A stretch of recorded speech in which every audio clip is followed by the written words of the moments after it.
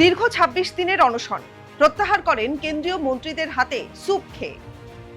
বৃহস্পতিবার গভীর রাতে কেন্দ্রীয় মন্ত্রী জেপি নাড্ডা এবং জিতেন্দ্র সিং এর উপস্থিতিতে গুরুগ্রামের একটি বেসরকারি হাসপাতালে অনশন প্রত্যাহার করেন সোনাম ওয়াংচুক। লড়াই করে গিয়েছিলেন এক টানা। প্রথম থেকেই পাশে ছিলেন 3 Idiots এর চতুর।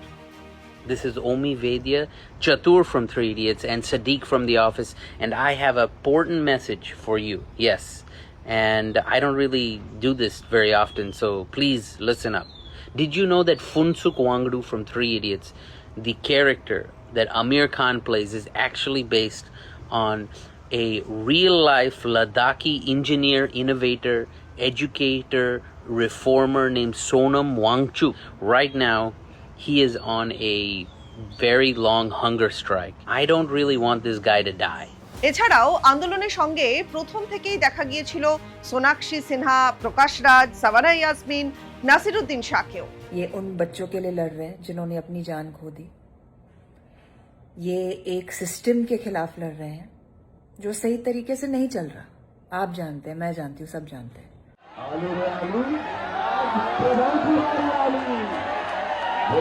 उनका आस्थाना भी सकती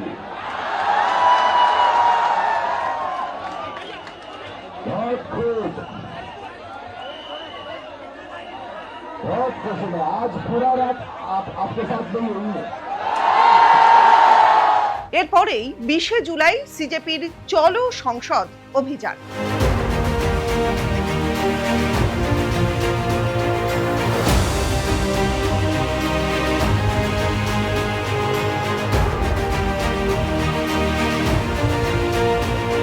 পুলিশের সঙ্গে বিক্ষোভকারীদের ব্যাপক সংঘর্ষ, আহত হন দুপক্ষের অনেকেই। কিন্তু পড়ুয়াদের উপর লাঠিচার্জের ঘটনায় সোশ্যাল মিডিয়ায় নিজের ক্ষোভ উগরে দেন বলিউডের অনেক সেলিব্রিটিরা।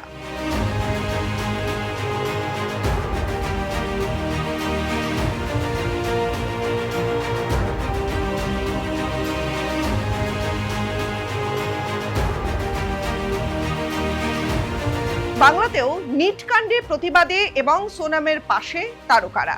আরজি করের মতোই রাজ্যের একাধিক বড় ইস্যুতে যাদের সমর্থনে দেখা গিয়েছে তাদের মধ্যে অন্যতম অভিনেতা ঋদ্ধি সেন এবং তার বান্ধবী তথা গায়িকা সুরঙ্গনা বন্দ্যোপাধ্যায়ও। 24শে জুলাই বাম ছাত্র সংগঠনের ডাকে যে প্রতিবাদ মিছিল হয় সেখানেও দেখা যায় তাদের। জাস্টিসের দাবি তাঁদের গলাতেও। একটা শান্তিপূর্ণ মিছিল, শান্তিপূর্ণ প্রতিবাদ দিনের পর দিন, রাতের পর রাত জমায়েত করে চলেছে এবং যাদের ভবিষ্যৎ তার এইরকম অবস্থা হলো, তো সেই অ্যাকাউন্টেবিলিটি প্রশ্ন যখন ওঠে তখন সরকারের এত সময় কেন লেগে যায়? আশা লালো একবার আশাতেই লোকজন পথে নেমেছে, দেখা যাক এরপরে কি হয়।